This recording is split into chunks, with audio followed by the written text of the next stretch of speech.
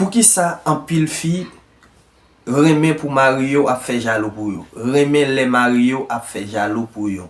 Si toutefois Marie a pas fait jaloux pour yo, ou sinon ménage l'a pas fait jaloux, et ça signifie et nèg la pas remet fille à tout bon vrai. Pour qui ça? Si nèg a pas fait jaloux, et ça veut dire qu'il pas remet fille. Oui, ok. Et gen fi kreme pour Mario au ménage au fait jalousie pour yo. Et c'est parce que si ou avec moun nan, ok, dans toute relation de discussion, mais c'est pas encore discussion non. Mais faut jalousie à fait. Parce que si ou même ou avec moun nan et puis tout pas jamais font petite jalousie, c'est pas gros jalousie non, c'est une petite jalousie tout petit, c'est pas jamais faire et mesdames yo pensent que nous même garçons nous pas aimer yo. Oui, n'a pas faut nous faire petite jalousie. Bon, OK, moi-même moi pas me faire jaloux. Parce que attendez bien. Si ma avec moun moi, me fait moun moi confiance, on quoi pas faire mieux bagay qui mal et moun nan respecter tête li, même pas raison pour m'a pas faire jaloux. Oui, mais on va faire un petit comprendre. Est-ce que ça signifie que m'pa aimer madame moi ou sinon m'pa aimer ménage moi pour ça? Mon comment c'est ça tout parce que bamzo gen fille qui jalouse en pile qui jalouse Comme ça. et puis tout gen garçon qui yo même yo kekal. Oui, mais c'est ça, attendez bien. Mais ça que me voulais pour mesdames yo comprendre. Si toutefois mari ou ménage ou remet en pile, justement que li fait confiance, li connaît ou pas faire n'importe bagay. S'il a sorti, il doit sortir avec qu'est posé. Même gens ou même tout si toutefois que ou sorti dans l'aria, lui même qui la là, il doit rester calme parce qu'il connaît que madame ni ça sorti elle fait elle il va le faire. Si madame ni dit là dans marché et dans marché il va aller. Si madame ni dit que là le travail, c'est travail, là le travail. Ça veut dire que il pas doit mettre un l'autre mythe dans tête yo que madame yo al fait un l'autre bagay. Est-ce que vous comprenez?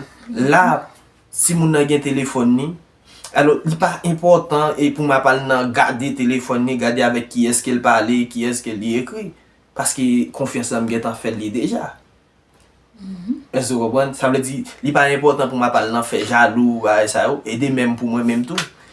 Si madame moi aussi non ménage me fait confiance que il pas important justement que pour moi même pour m'a parler pour ménage moi aussi non madame moi a fait jaloux pour moi. Ou parce que confiance en vous fait déjà. Le fait que vous mettez dans la tête ou pas fort rien qui mal. Justement que si pas j'aime moi avec une autre fille, si pas j'aime moi parler avec une autre fille, justement pas doit faire jaloux. Vous comprenez? Et ou pas doit choisir et forcer tout moi même pour me faire jaloux pour. Est-ce que vous comprenez? OK, et bamzo. Et ça c'est un exemple. Connais là. Si ou aime à parler avec un petit garçon et puis qui aime même la parler qui aime même comme ça on même soit penser on confie dans moi mais soit penser mais pas oublier si vous c'est madame moi pas contre toute famille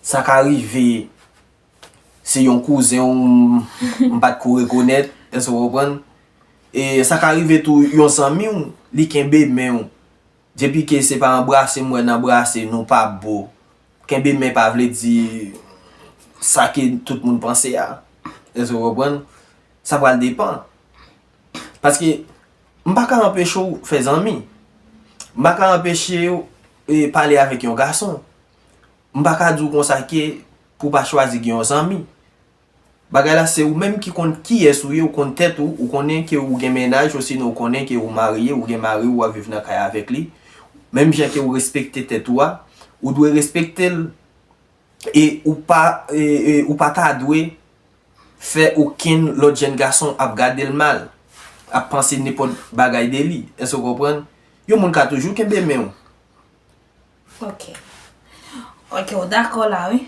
si ti garçon a même mais moi pas d'accord que yon ti fille a parler avec et puis c'est vraiment que moi ça m'a d'accord pour qui ça que ou pas d'accord exemple pour m'a parler avec yon moun aussi non yon moun a parler avec pour le kembe même OK on pas d'accord ça parce que kembe men signifie un peu de bagay Ki sa signifie pou? Oza ou ap karese men moun na, epi tou, on pa konen. Non, mpa ka nan karese men moun. Oui. Si mgen madame ou men menaj men pou m karese. Wabwen, ebe se la, oui. Wabwen, se la, problem nan vin komanse ya. Paske ki sa liye. E, mgen dwa, tande, moun nan gen dwa, wè ma pase, en tanke zanmil, en tanke moun ki nou abitwe pale. E pi li chwazi relem, jist pou demande m yon konsey. E pi, menm kote ke l relem pou m bal konsey la, e pi m gen dwa di, m pap karite nou, m gen tanjou tel bagay, tel bagay. E pi, pandan se tan ke m ap pale avek li, e pi li vin santi sa ke m ap di li yo telman bon pou li, e pi, pandan m di m prale nap gen tan pale, e pi li pap li kembe menm. E pi li di kon sa, non pale, s'il vous plaît, rete, dim kek minute toujou. Wabwen, si moun nan kembe mou kon sa, wabwen zamzo la, e pi justement yon fason ke pou pale, jist san ke ou pa bal konsey la. Tande bien, la li pa yon problem. Men sou wè moun nan kembe men kon sa, nan mache nan la ria, menm kote, attendez bien, ou pa dwe reagi. Tande, ou pa dwe reagi. Si ou ta pase, ou gen dwa pase, ou sinon, non salye, ba sa yo, ou wabwen.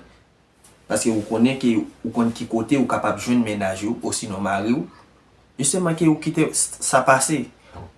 Pendant se tan ki ou wel kembe men moun nan, pal fè skandala avèk li. Tande non, nan mitan la ria. Tande. Wè nan mouman sa dam na kembe men moun nan, wè nan tet fiya gya, pil baka ki pase mi. Gya pil baka ki pase. Mwen konen sa. Men, fòk nou reflechi avan ki nan agi, se pa tout sa zye nou ba nou, jist pou nou pense ki li se verite. Eske ou kompren? Ok. Ya, abone, like, jist pou nou kapap pote plis videyo pou din ki sa ki nou pense, e sou sa ki ou sou tande e gade ya la. Ciao. Ciao.